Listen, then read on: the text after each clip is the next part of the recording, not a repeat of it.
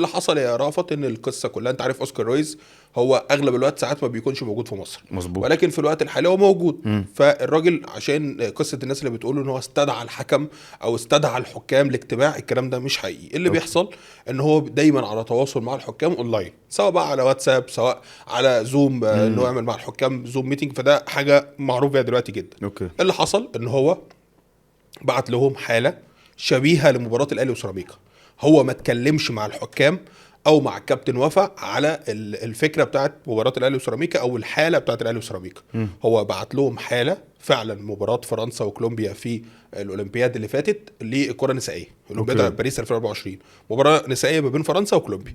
حاله كانت ضربه ركنيه جت في ايد اللعيبه يعني، فهو شايف ان هو طب يا جماعه دي الحاله اللي قدامكم دي وما اتحسبتش ضربه جزاء، انتوا رايكم ايه؟ وعمل زي تصويت كده، فالتصويت جه لصالح مين؟